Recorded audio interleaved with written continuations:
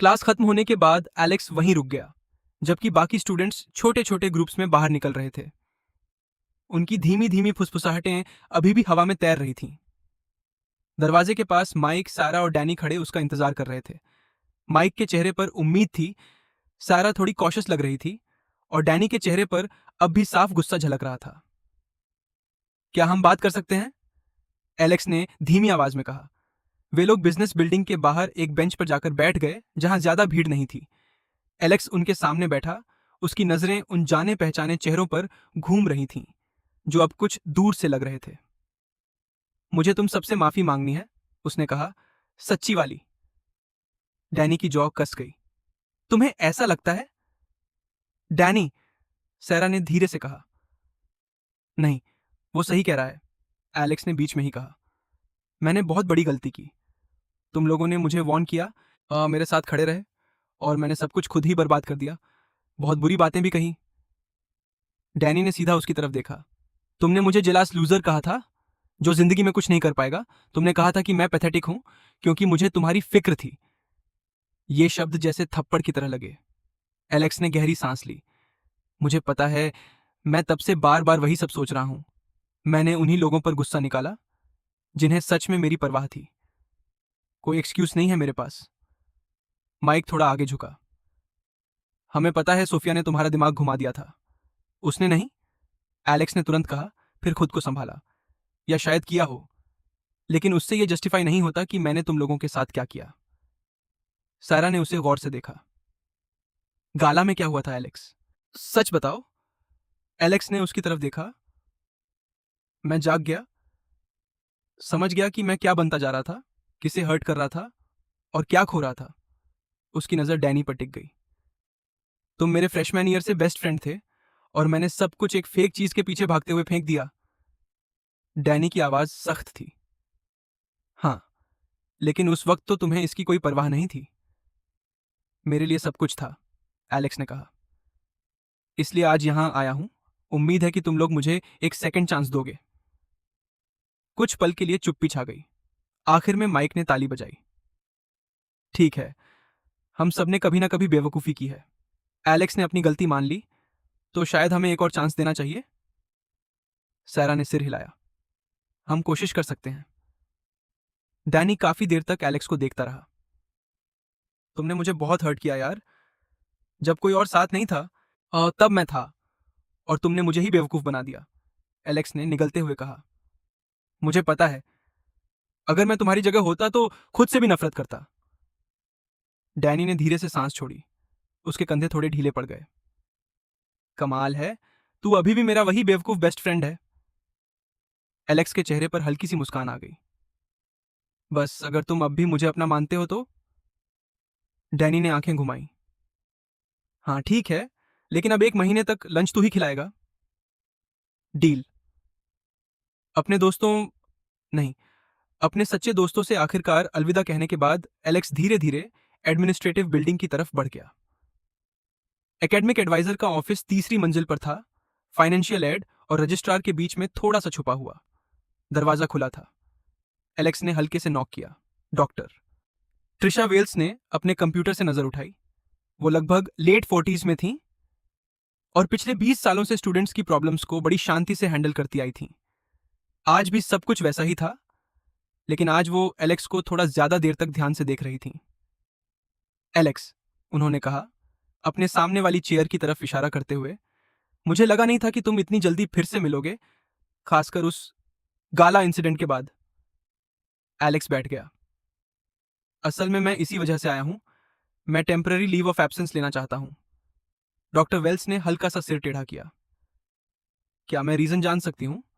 तुम्हारा academic record काफी strong है। तुम अपनी क्लास के टॉप 5 में हो।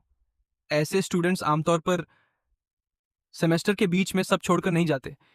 एलेक्स कुछ पल रुका, फिर बोला, फिर की पर्सनल रीजंस, फैमिली से रिलेटेड। उन्होंने धीरे से सिर हिलाया। इसका तुम्हारे हाल के एंटेंगलमेंट से कोई लेना देना तो नहीं? क्योंकि मैं तुम्हें अश्योर कर सकती हूं, एडमिनिस्ट्रेशन इस सिचुएशन से अवेयर है। एलेक्स हल्का सा मुस्कुराया। मुझे अंदाजा था। डॉक्टर वेल्स ने अपने हाथ आपस में जोड़ लिए। तुम्हें यह भी पता होना चाहिए, मैंने तुम्हारा पक्ष लिया था जब चीजें एस्केलेट हो रही थीं, ऊपर तक डिस्कशंस हुई थीं। एक ऐसा सिनारियो भी था जहां तुम्हें फॉर्म्स भरने का मौका भी नहीं मिलता। एलेक्स की आंखें थोड़ी फैल गईं।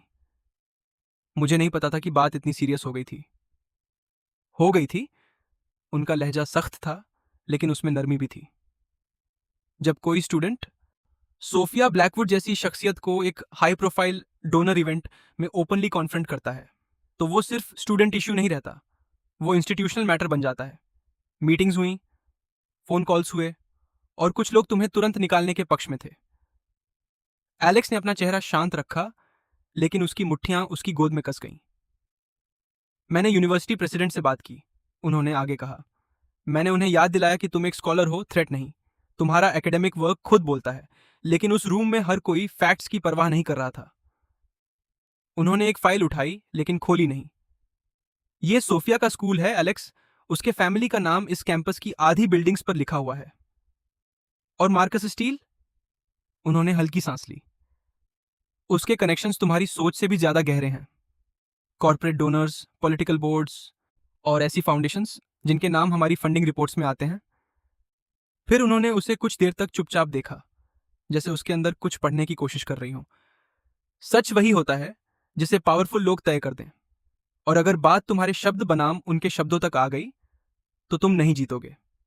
तुम्हें एक स्मार्ट लेकिन इमोशनली अनस्टेबल लड़के के रूप में दिखा दिया जाएगा। ऐसा पहले भी हुआ है और आगे भी होगा, एलेक्स ने धीरे से कहा। मैंने कुछ भी गलत नहीं किया। मुझे तुम पर विश्वास है। उन्होंने अपनी पेन को एक बार डेस्क पर हल्के से टैप किया। लेकिन सिर्फ विश्वास से पावर नहीं बदलती। जो चीज बदलती है वो है सरवाइव करना, और यह समझना कि कब एक ग्रेसफुल एग्जिट लेना सही होता है। एलेक्स चुप रहा। कमरे में कुछ पल तक सन्नाटा छाया रहा। मैं तुम्हें वार्न नहीं कर रही, एलेक्स, उन्होंने नरम आवाज में कहा। मैं तुम्हारी मदद कर रही हूं, ताकि तुम कहानी से एक कदम आगे रहो। ये लीव ऑफ एब्सेंस तुम्हें डिस्टेंस देगा, डिग्निटी देगा, और टाइम देगा ये सोचने के लिए कि तुम वापस कैसे आना चाहते हो, अगर वापस आना चाहो। एलेक्स ने गहरी सांस ली। Thank you. उन्होंने हल्का सा सिर हिलाया। उनका चेहरा अब भी पढ़ना मुश्किल था। तुम जानते हो, तुम्हारी स्कॉलरशिप कंटिन्यूअस एनरोलमेंट से जुड़ी है। अगर तुम लीव लेते हो तो वो रिस्क में आ सकती है, और अगर तुम एक सेमेस्टर से ज्यादा बाहर रहते हो तो तुम्हें फाइनेंशियल एड के लिए दोबारा अप्लाई करना पड़ेगा। मुझे रिस्क समझ में है। और तुम श्योर हो? एलेक्स कुर्सी पर थोड़ा पीछे झुक गया। पूरी तरह। डॉक्टर वेल्स ने ड्रॉअर खोला, कुछ फॉर्म्स निकाले और डेस्क पर रख दिए। अगर तुम चाहते हो कि यह प्रोसेस तुरंत शुरू हो जाए तो ये फॉर्म्स भर दो। जैसे ही एलेक्स ने पेपर्स उठाए, उनकी आवाज थोड़ा और धीमी हो गई। तुम एक स्मार्ट यंग मैन हो, एलेक्स। इसी वजह से मैंने तुम्हारा साथ दिया, लेकिन स्मार्ट लोग भी चोट खाते हैं जब वो अपने से कहीं बड़े सिस्टम्स के सामने खड़े होते हैं। एलेक्स ने सीधा उनकी आंखों में देखा। मेरा इरादा कुचले जाने का नहीं है। उन्होंने हल्की सी मुस्कान दी। अच्छा है, तो फिर सड़क के बीच में खड़े मत रहना। एलेक्स एडमिनिस्ट्रेटिव बिल्डिंग से बाहर निकला, और कई हफ्तों बाद उसे खुद को हल्का महसूस हुआ। अब ना कोई क्लासेस अटेंड करनी थी, ना एकेडमिक प्रेशर, ना स्केड्यूल्स को मैनेज करने का झंझट। अब बस एक ही चीज थी, विक्टोरिया, और उसे पूरी तरह अपने नियंत्रण में लाने का फाइनल फेज। मार्कस और सोफिया का ग्रुप कहीं दिखाई नहीं दे रहा था। शायद किसी ट्रिप पर गए हुए थे, आंधे जैसा वो प्लान कर रहे थे। और ये एलेक्स के लिए बिल्कुल परफेक्ट था। उसे अभी उन कॉम्प्लिकेशंस में पड़ने का कोई इंटरेस्ट नहीं था। उसके पास अब उससे कहीं बड़े काम थे, बिगर फिश टू फ्राई। सोमवार सुबह विक्टोरिया का ऑफिस। मार्गरेट ने दरवाजे पर हल्की सी नॉक की, एक हाथ में कॉफी, दूसरे में एजेंडा। वही रोज वाला रूटीन। जैसे ही विक्टोरिया ने लैपटॉप से नजर उठाई, मार्गरेट चलते चलते रुक गई। मिसेस ब्लैकवुड, उसने पलकें झपकाईं। आप वाओ लग रही हैं। क्या आप आजकल ज्यादा स्लीप ले रही हैं? विक्टोरिया के गाल हल्के से गर्म हो गए। क्या इतना साफ दिख रहा था? मैं बस आजकल खुद का थोड़ा ज्यादा ध्यान रख रही हूं। यह झूठ नहीं था। एलेक्स के साथ बिताया हुआ टाइम सब कुछ बदल चुका था। उसकी स्किन पहले से कहीं ज्यादा हेल्थी लग रही थी, किसी भी महंगी क्रीम से भी बेहतर। उसकी आंखों में वो चमक लौट आई थी जो सालों से गायब थी। यहां तक कि बैठने का तरीका भी बदल गया था। सीधी, कॉन्फिडेंट, जैसे वो आखिरकार खुद होकर कंफर्टेबल हो गई हो। जो भी आप कर रही हैं उसे जारी रखिए, मार्गरेट मुस्कुराते हुए बोली। आप 10 साल छोटी लग रही हैं। मार्गरेट के जाने के बाद विक्टोरिया ने ऑफिस की विंडो में अपनी रिफ्लेक्शन देखी। सामने जो औरत खड़ी थी वो वही थी बनने की ख्वाहिश उसने हमेशा की थी। वो थकी हुई, खाली सी एग्जीक्यूटिव अब गायब थी, जो बस रूटीन निभा रही थी। ये औरत जिंदा लग रही थी। तभी उसका फोन वाइब्रेट हुआ। विक्टोरिया का दिल एकदम से धड़क उठा। शायद एलेक्स का मैसेज हो। उसने जल्दी से फोन उठाया, लेकिन अगली ही सेकंड उसका दिल बैठ गया। Reminder, car service appointment at 3 PM today. बस उसका कैलेंडर ऐप। और क्या, वो कुछ पल स्क्रीन को देखती रही, फिर उन्हें अपना एग्रीमेंट याद आया। नो टेक्स्ट्स, नो कॉल्स, कुछ भी ऐसा नहीं जो कोई ट्रेस छोड़ दे। दोनों ने बहुत सावधानी रखी थी। वही सही था, सेफ था। लेकिन उसे उससे बात करने का बहुत मन था। विक्टोरिया ने सिर झटका और खुद को काम पर फोकस करने की कोशिश की। 1 घंटे में उसकी बड़ी प्रेजेंटेशन थी, बोर्ड रूम, और इसी वजह से मुझे लगता है कि साउथ ईस्ट एशिया हमारा सबसे प्रॉमिसिंग एक्सपेंशन अपॉर्चुनिटी है। विक्टोरिया ने अपनी फाइनल स्लाइड पर क्लिक किया और फिर पूरे बोर्ड रूम में नजर दौड़ाई। कुछ सेकंड तक कोई कुछ नहीं बोला। फिर डेविड बेनेट ने ताली बजानी शुरू की। दैट वॉज ब्रिलियंट, उसने कहा। Market analysis, risk assessment, timeline. Victoria, ये तुम्हारा अब तक का बेस्ट वर्क है। मैं भी अग्री करती हूं, क्लॉडिया ने एक पैर दूसरे पर रखते हुए कहा। तुम महीनों बाद इतनी शार्प दिख रही हो। जो भी है जिसने ये फायर जगाई है, ऑनेस्टली मैं जेलस हूं। विक्टोरिया को अंदर से वो प्राइड महसूस हुआ, और जो वो लगभग भूल चुकी थी। प्रेजेंटेशन ऐसे फ्लो हुई थी जैसे सब अपने आप निकल रहा हो। आइडियाज अब आसानी से आ रहे थे। उसका माइंड पहले से कहीं ज्यादा शार्प हो गया था। तो हम सब आगे बढ़ने के लिए ऑन बोर्ड हैं? विक्टोरिया ने पूछा। एब्सोल्युटली, डेविड ने कहा। लेकिन मलेशिया के रेगुलेटरी लैंडस्केप को लेकर हमें थोड़ा केयरफुल रहना होगा। गुड पॉइंट, विक्टोरिया ने सिर हिलाया। तुम्हारी मेन कंसर्न्स क्या हैं वहां? उनके नए फॉरेन इन्वेस्टमेंट लॉज अभी भी क्लियर नहीं है। शायद हमें कोई लोकल कंसल्टेंट लाना चाहिए, इससे पहले कि हम कोई बड़ा कमिटमेंट करें। क्लॉडिया आगे झुकी। Funny timing. मैं इस पे गोल्डमैन के साथ ऑलरेडी बात कर रही हूँ। उनका कुआलालंपुर वाला गाय काफी सॉलिड है। चाहो तो मैं उसे लूप में ले आऊं? That would be great, Victoria ने कहा। थाईलैंड का क्या सीन है? वहां कोई सिमिलर इशू? थाईलैंड एक्चुअली काफी क्लीन है, डेविड ने जवाब दिया। उनकी नई गवर्नमेंट काफी बिजनेस फ्रेंडली है। वहां हम फास्ट मूव कर सकते हैं। डिस्कशन करीब 20 मिनट तक और चलता रहा, लेकिन विक्टोरिया का माइंड बार बार भटक रहा था। सालों में पहली बार वो सिर्फ काम निभा नहीं रही थी, वो सच में आउटकम की परवाह कर रही थी। जिंदा महसूस करने का असर हर चीज पर दिख रहा था। उस शाम बाद में विक्टोरिया क्वार्टरली रिपोर्ट्स देखते हुए धीरे धीरे हमिंग कर रही थी। उसे याद भी नहीं था आखिरी बार कब वो इतनी हल्की महसूस कर रही थी। अब उसने अपनी अपीयरेंस पर भी ध्यान देना शुरू कर दिया था। सिर्फ वो प्रोफेशनल आर्मर नहीं जो वो काम पर पहनती थी, बल्कि सच में इस बात की परवाह कि वो कैसी दिखती है। आज उसने डीप एमरल्ड रंग की सिल्क ब्लाउज पहनी थी, और जो उसकी आंखों को और उभार रही थी। यहां तक कि उसने घर पे बैठने के लिए भी मेकअप लगाया था। जेम्स के लिए नहीं। उसे तो फर्क ही नहीं पड़ता, चाहे वो कुछ भी पहन ले। ये सब उसने खुद के लिए किया था। हॉलवे के मिरर में उसकी रिफ्लेक्शन पर उसकी नजर पड़ी। ये औरत बिल्कुल वैसी नहीं लग रही थी जैसी 1 महीने पहले थी।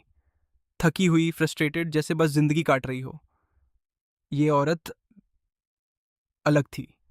ऐसा लग रहा था जैसे उसके पास कुछ सीक्रेट्स हैं, और वो अच्छे वाले सीक्रेट्स थे। घर भी अब अलग महसूस होने लगा था। उसने खिड़कियां खोल दी थीं, फ्रेश फ्लावर्स ले आई थी, यहां तक कि अपने स्टडी रूम का फर्नीचर भी रीऑर्गेनाइज कर दिया था। छोटे छोटे चेंजेस थे, लेकिन अब सब कुछ उसे फिर से अपना लगने लगा था। विक्टोरिया ने डेस्क पर रखे अपने फोन की तरफ देखा। अब भी एलेक्स का कोई मैसेज नहीं था। उसे पता था वो आएगा भी नहीं। लेकिन इसका मतलब ये नहीं था कि उसका दिल नहीं चाहता था। अब विक्टोरिया एक एक्सपर्ट स्केड्यूलर बन चुकी थी।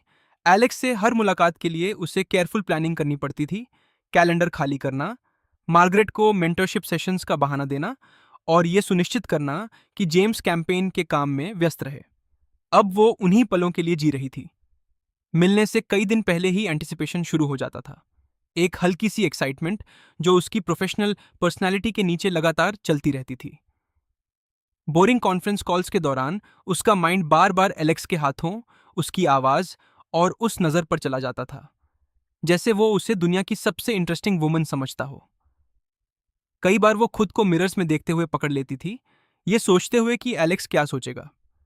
उसने नए लिंजरी खरीदे, वो पुराने प्रैक्टिकल कपड़े नहीं जो वो सालों से पहन रही थी, और बल्कि ऐसे खूबसूरत पीसेस जो उसे फिर से खुद जैसा महसूस कराते थे। उसने वर्कआउट भी शुरू कर दिया, किसी को इम्प्रेस करने के लिए नहीं, बल्कि ये याद दिलाने के लिए कि उसका शरीर अब भी उसी का है। जिस गिल्ट की उसे उम्मीद थी वो कभी आया ही नहीं। उसकी जगह उसे लगने लगा कि वो ये सब डिजर्व करती है। 20 साल तक सबको पहले रखने के बाद अब उसकी बारी थी। उस रात जेम्स कैंपेन मीटिंग से देर से घर आया। उसने उसकी तरफ ठीक से देखा भी नहीं और सीधे अपने ऑफिस की तरफ चला गया। तुम्हारा दिन कैसा था? विक्टोरिया ने आदत के अनुसार पूछा। बिजी। हेंडरसन सोच रहा है कि हमें हेल्थ केयर पोजीशन बदलनी चाहिए। आज रात लंबी होने वाली है। वो बिना कुछ और पूछे गायब हो गया। न उसके दिन के बारे में, न उसके काम के बारे में, और न ही इस बात पर ध्यान दिया कि वो पहले से कहीं ज्यादा रेडियंट लग रही थी। 20 मिनट बाद सोफिया का कॉल आया। मॉम, मुझे $500,000 चाहिए। एक अमेजिंग ब्रांड कोलैबोरेशन अपॉर्चुनिटी है, लेकिन पहले मुझे प्रोफेशनल फोटोज करवानी होंगी। सोफिया, इस बारे में हम बात कर चुके हैं। प्लीज, मैं वापस कर दूंगी। इससे मेरा फॉलोअर काउंट काफी बढ़ सकता है।